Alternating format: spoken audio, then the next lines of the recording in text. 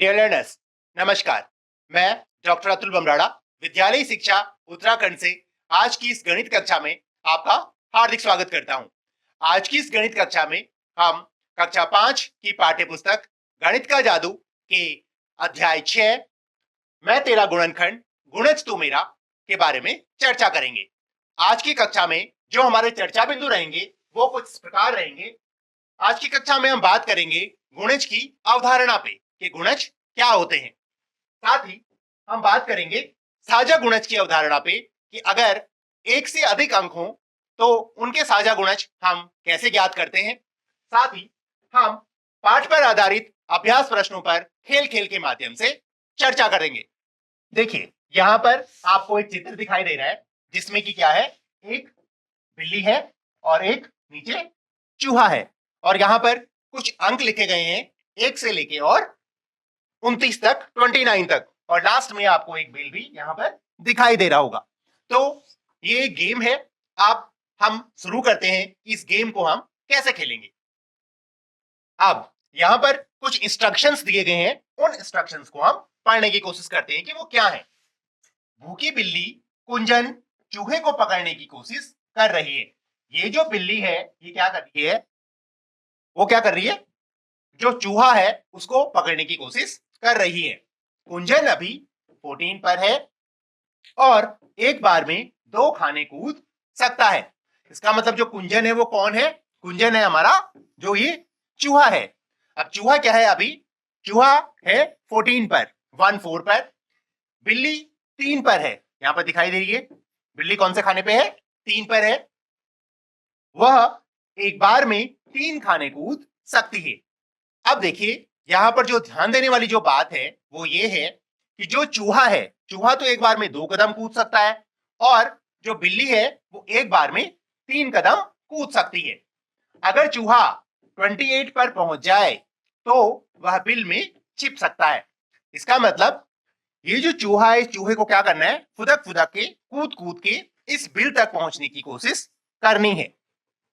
पता लगाओ कि क्या चूहा बच पाएगा। तो हमने क्या देखना है, यहां पर ये जो चूहा है, इस चूहे को हमने क्या करना है, कुदवाना है और कुदवा कुदवा के हमने इसको इस बिल के अंदर पहुंचाना है। लेकिन पीछे से क्या है, पीछे से एक बिल्ली भी आ रही है जो कि चूहे का पीछा कर रही है। अब जब वो चूहे का पीछा करेगी तो हमको ये देखना होगा कि ये जो चूहा है क्या बिल्ली के पहुंचने से पहले बिल के अंदर पहुंच जाएगा या नहीं पहुंच पाएगा। तो हम क्या करते हैं, इसको करने की कोशिश करते हैं। अब देखिए, इसके लिए हमको क्या करना होगा, सबसे पहले हमको यह देखना होगा कि वे खाने जिन पर चूहा कूदा। अब देखिए, चूहा अभी 14 पर है, 14 के बाद वो कहां कूदेगा, क्योंकि चूहे ने कितने कदम कूदने हैं, 2 कदम कूदने हैं। तो चूहा यहां से आएगा और 16 पे पहुंचेगा। ठीक है, फिर 16 से कहां पहुंचेगा, वो 18 पे पहुंचेगा। फिर 18 से वो पहुंचेगा 20 पे। फिर 20 से वो आएगा 22 पे। 22 से वो आएगा 24 पे। 24 से आएगा वो 26 पे और 26 के बाद आएगा वो 28 पे। और 28 से जैसे ही वो कूदेगा वो सीधे कहां पहुंच जाएगा, बिल के अंदर। क्योंकि हमारी जो अंतिम यहाँ पर संख्या है, जो लास्ट जो संख्या है वो क्या है, 29 की है। तो अब हम पहले इसको यहाँ पर लिख लेते हैं कि वो कौन कौन से नंबर्स हैं। तो जी हाँ, वो नंबर्स हैं 16, 18, 20, 22, 24, 26, 28 और फाइनली कौन सा नंबर है, 30। 30 तो मतलब क्या है, 30 तो सीधा बिल वाली जो संख्या है वो वही वाली है, क्योंकि 29 तक ही हमारे पास यहाँ पर संख्याएं हैं। अब ये तो हो गया चूहे की कहानी। अब हमने देखना है कि वे खाने जिन पर बिल्ली कूदी। अब देखना है कि बिल्ली कौन से खाने खाने पर कूदी है। अभी बिल्ली कहां पर है, 3 पर है। अब 3 से कहां कूदेगी, वो 3 से वो कूदेगी 6 पे, क्योंकि उसने कितने कदम कूदना है, बिल्ली ने एक बार में 3 खाने कूदने हैं। तो अब जो बिल्ली कूदेगी, बिल्ली कूदी 3 से कहां पे, 6 पे। 6 से वो कूदेगी अब 9 पे। 9 से वो कूदेगी 12 पे। 12 से वो आएगी 15 पे और 15 से वो आएगी 18 पे। 18 से 21 और 21 से 24 और 24 से 27 और 27 से सीधे बिल के अंदर तो नहीं जा सकती बिल्ली, क्योंकि बिल्ली को क्या करना है, चूहे को कहां पकड़ना है, बाहरी पकड़ना है। तो अब हम क्या कर लेते हैं, इन संख्याओं को भी नोट कर लेते हैं। तो जिन पर बिल्ली कूदी, कौन से पे कूदी वो सबसे पहले, वो कूदी 6 पे, फिर कूदी वो 9 पे, फिर 12, 15, 18, 21, 24, 27 और फाइनली वो पहुंची 30 के बाहर। इसका मतलब इसके बाद बिल के बाहर। अब देखते हैं कि क्या बिल्ली चूहे को पकड़ पाई है या नहीं। वे खाने जिन पर चूहा और बिल्ली दोनों कूदे।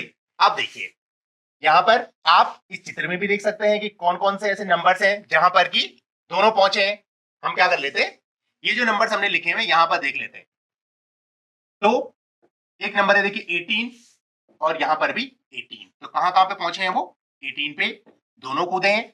उसके बाद क्या कोई ऐसी और संख्या है जिसपे कि दोनों कूदे हैं, जी हाँ 24 पे भी क्या है, दोनों कूदे हैं। उसके बाद फिर वो 30 पे पहुंचे हैं, लेकिन 30 में तो क्या है, 30 में जो चूहा था, चूहा तो अंदर घुस गया और बिल्ली उसके बाहर ही रह गई। तो अब हमको ये जानना है कि क्या चूहा बच सकता है।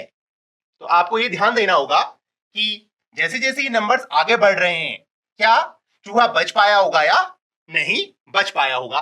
तो ये आपको खुद सोचना है, कि आप खुद सोचिएगा कि इन नंबर्स के आधार पर क्या चूहा बच पाया होगा या नहीं। ठीक है, अब हम एक दूसरा गेम देखते हैं। यहां पर क्या है, मोंटो का इंतजार। मोंटो भी क्या है, किसी बिल्ली का नाम है। मोंटो बिल्ली किसी के लिए इंतजार कर रही है। आप देखिए यहां पर ये मोंटो है, एक बच्ची के कंधे पे बैठी हुई है। तुम्हें पता है कि वह किसके लिए इंतजार कर रही है। क्या आपको पता है वो किसके लिए इंतजार कर रही है? अगर आपको पता है तो बहुत अच्छी बात है, और अगर नहीं आपको पता तो इसको मालूम करने के लिए हम क्या करते हैं, एक ट्रिक यूज करते हैं। अब वो ट्रिक क्या है, वो ट्रिक हम देख लेते हैं। यहां पर आपको एक ग्रिड दिखाई दे रहा है, ये पूरा एक ग्रिड है, कौन से कहां तक, 1 से लेके और 60 नंबर्स तक। ठीक है, 1 से शुरू किया है हमने और ये 60 तक है। और इनके ऊपर क्या है, कहीं कहीं पर कुछ अल्फाबेट्स भी लिखे गए हैं अंग्रेजी के, जैसे टी लिखा गया है, एक्स लिखा गया है। ठीक है, तो ये लिखा गया है। तो अब हमको करना क्या है कि हर एक संख्या जो 2 से भाग हो सकती है उस पर लाल बिंदु से आपने क्या करना है, निशान लगाना है। ठीक है, अब हमको यह देखना पड़ेगा कि 1 से 60 तक की कौन सी वो संख्याएं हैं जिनमें कि 2 से भाग जाता है। अब आपको पता है कि वो जितनी भी संख्याएं होंगी, जितने भी सम संख्याएं हैं, उन सब में क्या करता है, 2 से भाग जाता है।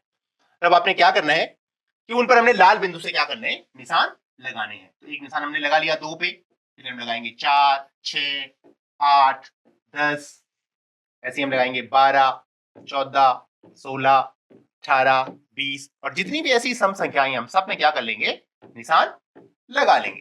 ठीक है, तो जैसे ही हमने इनमें निशान लगा लिए हैं, वैसे ही आप भी अपनी जो बुक है, अपनी बुक में आप ऐसे ही निशान लगाते रहिए। जितनी भी सम संख्याएं हैं सब में हमने क्या कर लिए, लाल रंग से हमने उन पे निशान लगा लिए। दूसरा जो इंस्ट्रक्शन है वो ये है कि हर एक संख्या जो 3 से भाग हो सकती है उस पर आपने क्या करना है, पीले बिंदु से क्या करना है, निशान लगाना है। 3 से भाग देने का मतलब है कि वो संख्याएं जो 3 के पहाड़े में आती हैं, जो 3 के टेबल में आती हैं। तो 3 के टेबल में जो सबसे पहली जो संख्या आती है वो है 3, फिर 3 2 जा होता है 6, फिर होता है 3 3 जा 9, 3 4 जा 12, ऐसे ही 15, 18, फिर है 21, 24, फिर ऐसे ही 27, 30, ऐसे ही 3 3 छोड़ के जितनी भी संख्याएं हैं वो सारे क्या हैं, 3 के पहाड़े में आती हैं। तो वैसे ही आप भी क्या कर लीजिए, अपनी जो नोटबुक है उसमें निशान लगाते रहिए। ठीक है, तब हमने सब में निशान लगा लिए हैं और लास्ट में है 60, 320 या 60। अब एक नया इंस्ट्रक्शन है कि हर एक संख्या जो 4 से भाग हो सकती है उस पर आपने कैसा निशान लगाना है, नीला निशान लगाना है। इसका मतलब जो संख्याएं क्या है, 4 के पहाड़े में आती हूं। अब 4 के पहाड़े में क्या आता है, सबसे पहले 4 के पहाड़े में सबसे पहले आता है 4, फिर है 4 दूने 8, 4 तिया 12, 4 चक्को 16, 4 पंजे 20, 4 छक्के 24, 4 सत्ते 28, 4 अट्ठे 32, फिर है 36, फिर है 40। ठीक है, अब 40 के बाद क्या होगा, क्योंकि हम जो पहाड़े सीखते हैं हम 10 तक ही सीखते हैं, लेकिन ऐसा नहीं होता कि पहाड़े सिर्फ 10 तक ही होते हैं। पहाड़े क्या है, अनंत तक चलते रहते हैं। तो 10 के बाद क्या होता है, आप 11 का पहाड़ा पढ़ेंगे, 11 चक्को 44, फिर है 12 चक्को 48, 13 चक्को 52, 14 चक्को 56 और 15 चक्को 60। 15 को हम 4 से गुणा कर ले या 4 को 15 से गुणा कर ले, आंसर क्या आता है, सेम ही आता है। इसका मतलब कि जब भी हम गुणा की चीजें सीख रहे हैं, माना हम 2 को 3 से गुणा करना सीख रहे हैं, तो हमको ऑटोमेटिकली क्या है, 3 को 2 से गुणा करना आ गया है। वैसे ही अगर हम 12 दूने 24 बोल रहे हैं, तो 2 को अगर हम 12 से गुणा करेंगे तो आंसर कितना आएगा, 24 ही आएगा। अब देख लेते हैं कि ऐसे कौन से खाने हैं जिन पर तीनों रंगों के बिंदु हैं, इन खानों के ऊपर कौन से अक्षर हैं। अब देखिए, हम जो पहेली को जो सॉल्व कर रहे थे वो पहेली कौन सी थी कि जो मोंटो बिल्ली है वो किस चीज का इंतजार कर रही है। अब हमने जितने भी इंस्ट्रक्शंस थे, जो 3 इंस्ट्रक्शंस थे, तीनों इंस्ट्रक्शंस को फॉलो कर लिया है और वो टिक्स हमने लगा लिए हैं इस पूरे ग्रिड में। अब हमने वो खाने ढूंढने हैं जिन पर तीनों रंगों के बिंदु हैं, या तीनों रंगों के जो टिक हैं वो हमने देख लेना है। तो वो कौन से टिक है, अब हम यहाँ पर सबसे पहले देखिए कहां पर है, 12 पे है। 12 पे देखो आप, येलो टिक भी है, रेड टिक भी है और ब्लू टिक भी है। इसके बाद कहां पर है, जी हाँ यहां पर है 24 में, फिर उसके बाद कहां पर है 36 में, उसके बाद 48 में और फाइनली कहां पर है 60 में। मतलब हमको 5 ऐसी संख्याएं मिली हैं जहां पर की तीनों क्या है, टिक्स हैं। तो अब हम ये जो अल्फाबेट्स हैं, इन अल्फाबेट्स को नोट कर लेते हैं। 12 पे कौन सा अल्फाबेट है, 12 पे अल्फाबेट है एम, 24 पे अल्फाबेट है ओ, 36 पे अल्फाबेट है यू, 48 पे अल्फाबेट है एस और फाइनली जो 60 है उस पे अल्फाबेट है टी। अब आपको पता लग गया होगा कि जो मोंटो बिल्ली है वो किसका इंतजार कर रही है और किसको ढूंढ रही है। तो वो ढूंढ रही है किसको, माउस को। तो माउस को क्यों ढूंढ रही होगी वो, ये आपको ज्यादा अच्छे से पता है, क्योंकि आपने कई कहानियों में ये पढ़ा है या कई पुस्तकों में आपने ये पढ़ा होगा कि जो बिल्ली होती है वो किसका शिकार करती है, चूहे का शिकार करती है। चूहा उसका क्या होता है, भोजन होता है, इसलिए वो माउस का इंतजार कर रही है। ठीक है, तो अब हम फिर एक दूसरे गेम में चलते हैं। ये है एक खेल, इस खेल का नाम है म्याऊं खेल। म्याऊं किसकी आवाज होती है, जी हाँ आपने बहुत सही सोचा है, म्याऊं करती है बिल्ली। तो अब आपने ये गेम खेलना है और आपने भी क्या करना है, आज म्याऊं करना है। तो कैसे का आपने म्याऊं करना है, उसके लिए कुछ इंस्ट्रक्शंस है, उन इंस्ट्रक्शंस को आपने फॉलो करना है। इस खेल को खेलने के लिए सब लोग एक गोले में खड़े होते हैं। ठीक है, जैसे यहां पर आपको दिखाई दे रहा होगा कि बच्चे क्या है, एक सर्कल में खड़े हुए हैं। तो अब आपने भी क्या करना है, जितने भी आपके कक्षा में बच्चे हैं, आपके दोस्त हैं, अगर आप घर में हैं तो आप अपने फ्रेंड्स के साथ भी ये गेम खेल सकते हैं। आपने क्या करना है, एक सर्कल में खड़े हो जाना है हाथ पकड़ के। एक खिलाड़ी बोलता है एक, अगला खिलाड़ी कहता है दो और ऐसे ही खेल चलता रहता है। जिस खिलाड़ी को 3 या फिर 3 से भाग होने वाली संख्या बोलनी है, वह उस संख्या की जगह क्या बोलेगा, म्याऊं बोलेगा। यहां पर देखिए आपको एक क्यूआर कोड भी दिखाई दे रहा है। इस क्यूआर कोड को आप स्कैन कर सकते हैं और स्कैन करके आप देख सकते हैं कि इस खेल को बच्चे कैसे खेल रहे हैं, कैसे आनंद से बच्चे इस खेल को खेल रहे हैं। आप इस क्यूआर कोड को स्कैन करके भी देख सकते हैं। अब देखिए आपको करना क्या है कि जैसे अगर हम 3 वाला गेम खेल रहे हैं, आप किसी भी संख्या के साथ शुरू कर सकते हैं। आप 3 के साथ शुरू कर सकते हैं, आप 4 के साथ शुरू कर सकते हैं, 5 के साथ शुरू कर सकते हैं। बहुत बड़ी संख्याएं हमको नहीं लेनी, हमको 5 या उससे कम वाली संख्याओं से ही इस गेम को खेलना शुरू करना है। तो आपने क्या करना है, जैसे कि यहां पर आपको दिखाई दे रहा है कि एक बच्चा है, फिर ये दूसरा बच्चा है, फिर ये तीसरा बच्चा है, फिर ये चौथा बच्चा है, फिर ये पांचवा है और ये यहाँ पर 6 बच्चे इस गेम को खेल रहे हैं। तो देखिए जैसे हम यहाँ पर इस गेम को किसके कौन से अंक के साथ खेल रहे हैं, हम खेल रहे हैं डिजिट 3 के साथ। तो जैसे ये बच्चा 1, ये है 2, ये वाला जो बच्चा है तीसरा वाला बच्चा, ये 3 नहीं बोलेगा, 3 की जगह क्या बोलेगा, म्याऊं बोलेगा। और अगर ये बच्चा म्याऊं नहीं बोलता तो ये बच्चा क्या हो जाएगा, आउट हो जाएगा। वैसे ही ये चलता रहेगा। फिर म्याऊं के बाद जो चौथा बच्चा है वो 4 बोलेगा, पांचवा बच्चा है 5 बोलेगा और छठवां बच्चा, फिर देखिए 3 के पहाड़े में क्या आता है, 3 एकम होता है 3 और 3 दूनी होता है 6। तो फिर जो छठवां बच्चा है वो फिर क्या बोलेगा, म्याऊ बोलेगा। अब देखिए यहां पर तो सिर्फ 6 ही बच्चे हैं, आपके साथ हो सकते हैं कि 30 बच्चे खेल रहे हो या 20 बच्चे खेल रहे हो। तो अब छठवें नंबर के बाद फिर सातवां, फिर आठवां और फिर जो नौवां बच्चा है वो क्या बोलेगा, म्याऊ बोलेगा। फिर ऐसे ही 10, 11 और जो 12वां बच्चा है वो फिर से म्याऊ बोलेगा। और इन केस अगर वो म्याऊ नहीं बोलता है या वो उसी संख्या को कंटिन्यू कर लेता है, मानो 12 बोल देता है, तो वो क्या हो जाएगा, आउट हो जाएगा। ऐसे ही ये जो नंबर्स हैं, ऐसी ये जो संख्याएं आप बोलते रहेंगे और ऐसे ही जो 3 के पहाड़े में जो संख्याएं आती हैं उन संख्याओं पे आपको क्या करते रहना, म्याऊ बोलते रहना है। और ऐसे ही एक एक करके क्या होते रहेंगे, बच्चे आउट होते रहेंगे और लास्ट में जो बच्चा बच जाएगा वो क्या हो जाएगा, जीत जाएगा। जो म्याऊ कहना भूल जाएगा वह खेल से बाहर हो जाएगा। आखिरी बचा खिलाड़ी इस गेम को जीत जाएगा। तो अब यहां पर एक क्वेश्चन है कि तुमने कौन सी संख्याओं को म्याऊ से बदला है। तो 3, 6, 9, 12, 15, 18 ऐसी आगे ला बहुत अनंत तक ये संख्याएं चलती रहेंगी।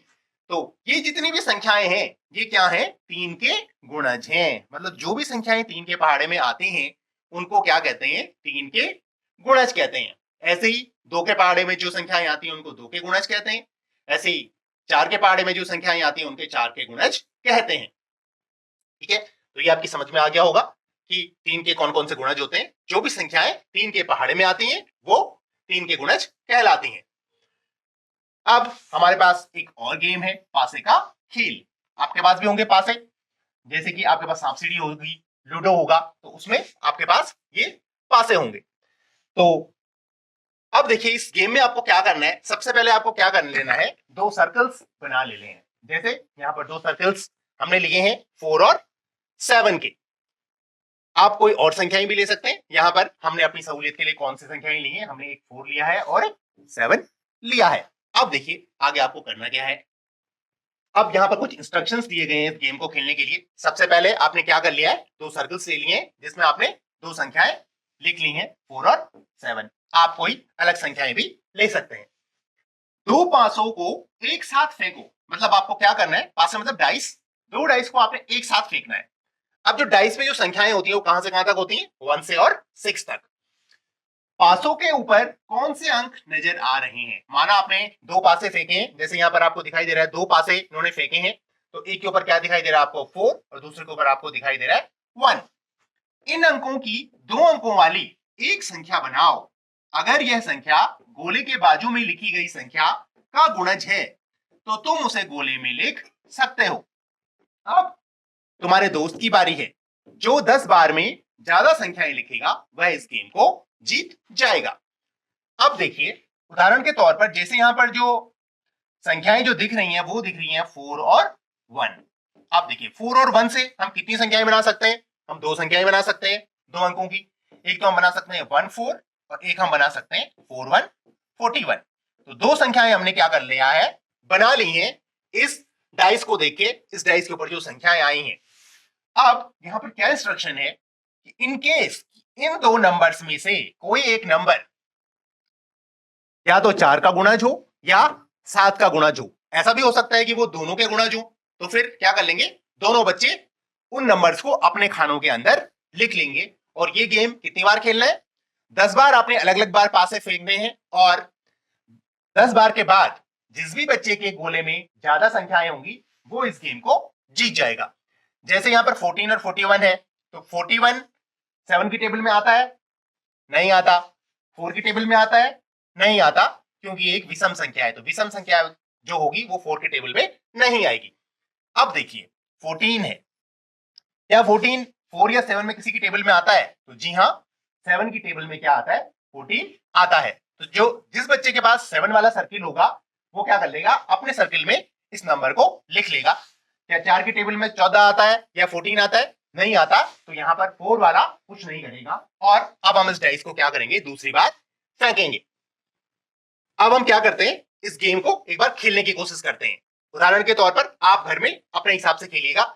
यहां पर मैं आपको उदाहरण के तौर पर बता रहा हूं कि आपको कैसे शुरू करना है। यहां पर देखिए हमने 2 डाइस रखे, एक में संख्या आई है 5 और दूसरे में आई है 2, तो उससे संख्याएं क्या बनेंगी, 52 बनेगी और 25 बनेगी। दो संख्याएं इससे बन गई हैं। तो क्या जो 52 है क्या वो 4 की टेबल में आता है? जी हाँ, 4 की टेबल में 52 आता है। 13 4 जा कितना होता है? 52 होता है। क्या 7 की टेबल में 52 आता है? नहीं आता, तो 7 वाला कुछ नहीं लिख पाएगा। फिर से 25 एक संख्या और है। दोनों जो संख्याएं हैं वो दोनों बच्चे चेक करेंगे कि क्या वो उनके जो सर्किल है उनके सर्किल में फिट हो सकती है या नहीं। तो जो 25 है वो ना 7 की टेबल में आता है ना 4 की टेबल में आता है, तो कोई भी नहीं लिख पाएगा। फिर से हम फेंकते हैं डाइस। इस बार जो हमारे पास संख्या आई है वो है 65 65 और 56 56। अब फिर दोनों बच्चे क्या करेंगे, चेक करेंगे इन नंबर्स को कि क्या वो उनके सर्कल्स में फिट हो रहे हैं या नहीं। सबसे पहले हम 65 चेक करेंगे, तो 65 4 में फिट नहीं होता, 65 7 में भी फिट नहीं होता। 56, आप देखिए क्या 56 4 की टेबल में आता है? तो जी हाँ, 14 4 क्या होता है? 56 होता है। क्या 7 की टेबल में 56 आता है? तो जी हाँ, 7 8 56 होता है। तो 7 वाला भी 56 लिखेगा और 4 वाला भी 56 लिखेगा। एक बार और कोशिश करते हैं। अब देखिए फिर से हमने डाइस फेंकी। इस बार हमारे पास संख्या आई है 4 2 42 और 2 4 24। अब दो संख्याएं हमारे पास आई हैं, तो क्या 42 4 की टेबल में आता है? नहीं आता। क्या 24 4 की टेबल में आता है? जी हाँ, 24 4 की टेबल में आता है। अब हम 7 से चेक करेंगे। 7 के टेबल में 42 आता है लेकिन 24 नहीं आता। अब देखिए यहां पर हमने ये डाइस कितनी बार फेंके? एक बार, दो बार और 3 बार। ऐसे ही आपको 10 बार खेलना है। 10 बार खेल के जिसके सर्किल में ज्यादा नंबर्स होंगे वो वाला बच्चा उस गेम को क्या हो जाएगा, जीत जाएगा। यहां पर अगर हम 3 बार के हिसाब से देखें तो 3 बार के हिसाब से जो 3 संख्या वाला जो बच्चा है वो इस गेम को जीत गया है, क्योंकि उसके खाने में कितनी संख्याएं हैं? 3 संख्याएं हैं। लेकिन इस गेम को खेलने से पहले आपको गुणज का ज्ञान होना चाहिए। अगर आपको गुणज का ज्ञान नहीं होगा तो आप इस गेम को कंटिन्यू नहीं कर पाएंगे, या आप फिर से उसको क्या करेंगे, गलत खेलेंगे, तो वो ज्यादा अच्छा नहीं रहेगा। तो पहले आपको क्या कर लेना है, गुणज की जो अवधारणा है, गुणज की जो समझ है उसको विकसित करना है और उसके बाद आपको इस गेम को खेलना है। अब देखिए यहां पर एक और टर्म आया है, वो है साझा गुणज। अब तक तो जो हम बात कर रहे थे वो बात कर रहे थे हम गुणजों की। अब हम बात कर रहे हैं साझा गुणजों की, मतलब कॉमन मल्टीपल्स की। कोई एक संख्या सोचो, अगर वह 3 का गुणज है तो उसे लाल गोले में लिखो। अगर वह 5 का गुणज है तो उसे नीले गोले में लिखो। ठीक है, तो अब हम कोई संख्या सोचते हैं और उसे इन गोलों में फिट करने की कोशिश करते हैं। अब आप सोचिएगा कोई नंबर, मैं भी एक नंबर सोचता हूं, तो मैंने सोचा है 21। ठीक है, आपकी हो सकता है कि कोई अलग संख्या आपने सोची हो। माना मैंने 21 सोचा है, तो वो किस गोले में फिट होगा? क्या इस रेड वाले में होगा या इस ब्लू वाले में होगा? तो 21 देखिए 3 के पहाड़े में आता है, तो 3 के पहाड़े में हम क्या लिख लेंगे, यहाँ पर 21 लिख लेंगे। 5 वाला कुछ भी नहीं लिख पाएगा। लेकिन यहाँ पर क्या हो सकता है कि एक जो बच्चा है उसने क्या सोचा है, उसने सोचा है 15 वो कहां लिखूं? अब वो परेशान है कि वो कहां लिखेगा उसे, क्योंकि वो 3 में भी फिट होता है और 5 में भी फिट होता है। तो वह 3 और 5 दोनों का गुणज है। तो थोड़ी देर के लिए अगर हम मान लें कि यहां पर अगर हम 15 लिख दें और यहां पर भी अगर हम 15 लिख दें, लेकिन यहां पर एक ऐसा भाग है जो कि दोनों में फिट हो रहा है। देखिए ये ऐसा पोर्शन है जो ये पर्पल वाला है, वहां पर क्या है कि अगर हम इस संख्या को लिख लें, माना ये जो 15 है, तो अब क्या है, ये 15 इस वाले में भी आ रहा है और इस वाले में भी आ रहा है।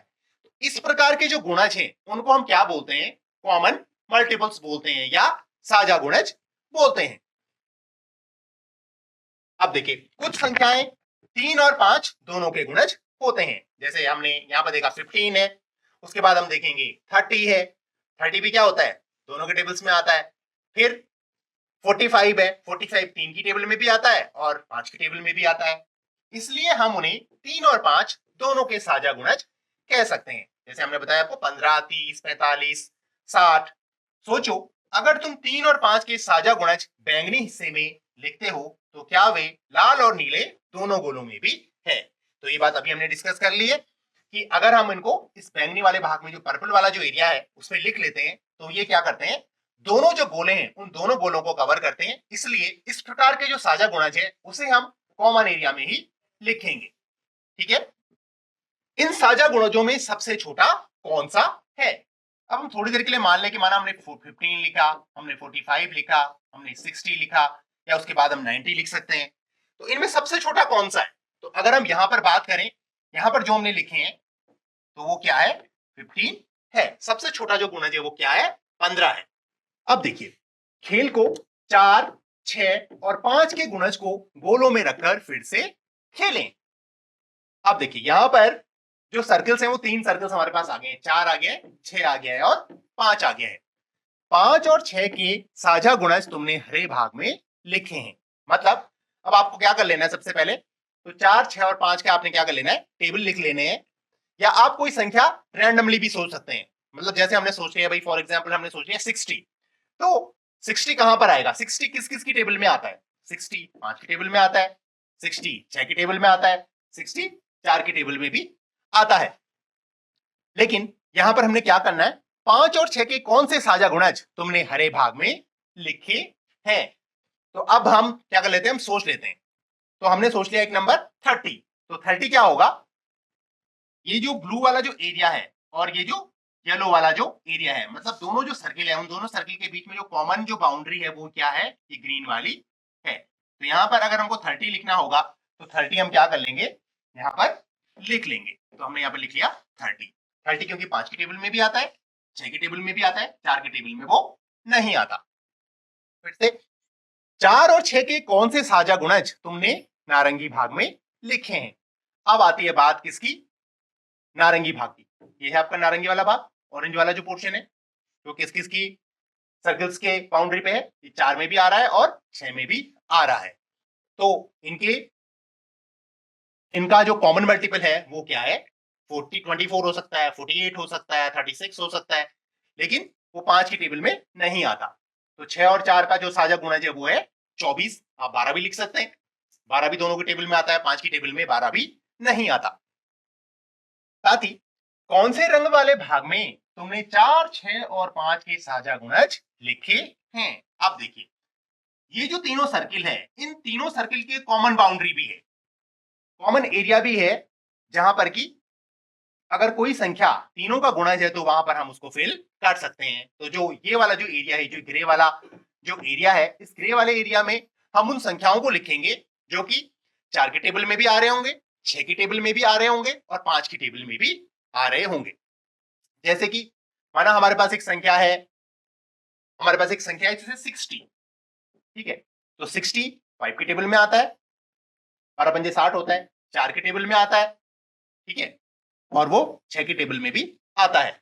जो तीनों टेबल में आता है, वो जो कॉमन नंबर है, वो जो कॉमन मल्टीपल है, उसको हमने क्या कर लिया, इस बीच वाले एरिया में लिख लिया है, जिससे कि हमको पता चल जाए कि इसका जो कॉमन मल्टीपल है, इन तीनों संख्याओं का जो कॉमन मल्टीपल है वो कौन सा है।